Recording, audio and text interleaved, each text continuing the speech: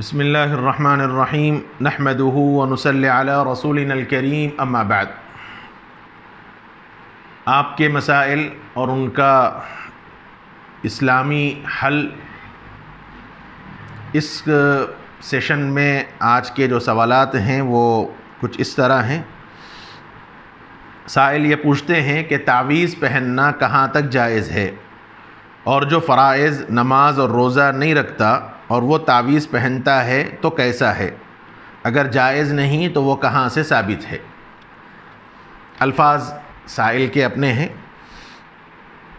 देखिए, पहला मसला तो ये है कि तावीज़ पहनना जायज़ है या नहीं है। ये थोड़ा तफसील तलब मसला है।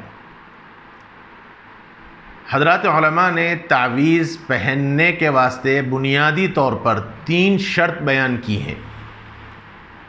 तावीज़ पहनने के वास्ते बुनियादी तौर पर 3 शर्तें हैं। ये 3 शर्तें अगर पाई जाएंगी तो तावीज़ पहनना जायज़ है, वरना नहीं है।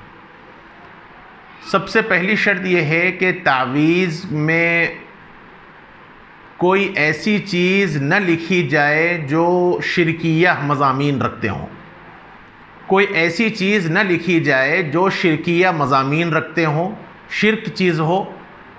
दूसरी बुनियादी चीज़, उसमें कोई ऐसी चीज़ न लिखी जाए जो कुरान और हदीस के ख़िलाफ़ हो, यानी उसमें कुरान की आयत लिखी जाएँ, दुआए मासूरा लिखा जाए। ये है कोई ऐसी चीज़ जो कुरान और हदीस से हटकर हो, ये जायज़ नहीं है। ऐसी तावीज़ का पहनना दुरुस्त नहीं है। तीसरी जो बुनियादी शर्त है वो ये है कि तावीज़ को मुअस्सिर बिज़्ज़ात न समझा जाए, यानी ये अक़ीदा क़तअन न रखा जाए कि ये तावीज़ शिफा देने वाली है, ये तावीज़ से मैं अच्छा होऊंगा, क्योंकि शाफ़ी ज़ात अल्लाह की है। बंदा ये अक़ीदा रखता है कि शिफा अल्लाह के देने वाले हैं, ये सिर्फ़ असबाब के दायरे में है। तो ये 3 शराइत हैं बुनियादी तौर पर, तभी तावीज़ का इस्तेमाल करना जायज़ है। इस सिलसिले में बाज़ लोग इफ़रात और तफरीत के शिकार हैं। बाज़ लोग ये कहते हैं कि मुतलक़न तावीज़ पहनना शिरक है, और वो असल में एक इस्तिदलाल करते हैं एक रिवायत से जिसमें तमाइम के लफ्ज़ से इस्तिदलाल किया। तमाइम मिन शिरक हुज़ूर ने फरमाया, और ये जहन में रखना चाहिए कि ये तमाइम को जो शिरक कहा गया ये आम तावीज़ नहीं है। उस ज़माने में बाज़ टोने टटके किए जाते थे, वो अक़ायद के ख़िलाफ़ चीज़ें की जाती थीं। अल्लाह के नबी सल्लल्लाहु अलैहि वसल्लम ने उसको शिरक करार दिया, और ये रिवायात के अंदर मौजूद है। सय्यदना हज़रत अब्दुल्लाह इब्न अम्र इब्नुल आस रज़ियल्लाहु तआला अन्हु, हज़रत अब्दुल्लाह इब्न अम्र इब्नुल आस रज़ियल्लाहु तआला अन्हु सूरतुल फलक और सूरतुन नास को अपने कागज़ पर लिखकर अपने बच्चों के गले में लटकाया करते थे। यह रिवायात से साबित है, अहादीस की किताबों में यह रिवायत मौजूद है। अगर मुतलक़न तावीज़ का पहनना गले में नाजायज़ होता तो एक सहाबी एक ऐसा शिरकिया अमल नहीं करता। और जो हज़रात मुतलक़न तावीज़ पहनने को शिरक करार देते हैं, गोया वो सहाबी के इस अमल पर एतराज़ करते हैं। इसलिए ये जहन में रखना चाहिए कि मुतलक़न तावीज़ का पहनना नाजायज़ है, ऐसा नहीं है, बल्कि ये 3 शराइत हैं। इन 3 शराइत की में से कोई एक शर्त भी अगर नहीं पाई जाती है तो तावीज़ का पहनना जायज़ नहीं है। जहाँ तक मसला मौजूदा ज़माने का है, चूँकि आम तौर पर जहनों के अंदर यही बात है, अक़ीदा चूँकि तावीज़ के ऊपर ज़्यादा हो जाता है, इसलिए इस आजिज़ का रुझान ये है। अगरचे कि मसला तो यही है जो इस आजिज़ ने बतलाया, अलबत्ता इस आजिज़ का रुझान ये है कि तावीज़ गले में या हाथ में इस्तेमाल करने के बजाय अगर पानी पर दम करके उसको पी लिया जाए तो ये ज़्यादा मुनासिब है बमुकाबले गले या हाथ में बांधने के, क्योंकि अक़ायद आम तौर पर अवाम के कमज़ोर होते हैं और जहनों के अंदर यही जाता है कि ये तावीज़ रहेगी तो मैं अच्छा रहूँगा, तावीज़ अगर नहीं रहेगी तो मेरे को कुछ भी हो सकता है। इस किस्म का ख्याल लोगों का जहनों में आता है। इसलिए ज़्यादा बेहतर यही है कि तावीज़ गले में इस्तेमाल करने के बजाय या हाथ में बांधने के बजाय अगर उसको घोल कर पी लिया जाए या उसको पानी पर दम करके पी लिया जाए तो ये ज़्यादा बेहतर है और ज़्यादा अक़ीदे की हिफाजत है। और जहाँ तक मसला फ़राइज़, नमाज रोज़ा नहीं रखता लेकिन तावीज़ पहनता है तो कैसा है। देखिए, नमाज और रोज़ा न रखना ये एक अलग गुनाह है।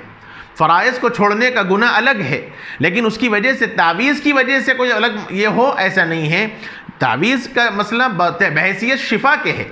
जैसे कोई आदमी अपने मर्ज़ की वजह से कोई दवा इस्तेमाल करता है, गोली खाता है, टैबलेट्स इस्तेमाल करता है, इंजेक्शंस लेता है, तो अब अगर कोई ये थोड़ा ही कहेगा कि साहब फलां आदमी नमाज नहीं पढ़ता, रोज़ा नहीं रखता, दवाखाने जाके गोलियां खाता है, तो ये बेवकूफ़ी की बात है।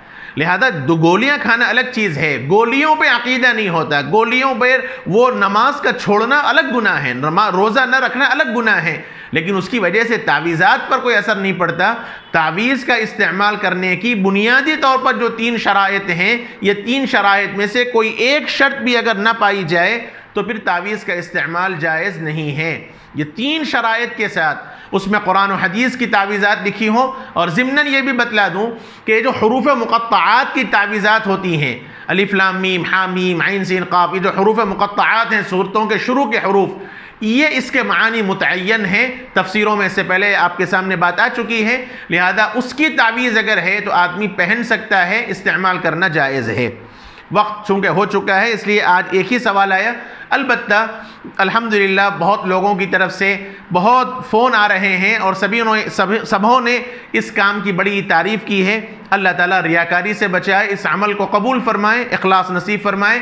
तमाम साथियों से भी दरख्वास्त ये है कि ये मकसद सिर्फ़ इसका ये है कि ज़्यादा से ज़्यादा दीनी मसाइल का हमें इल्म हो।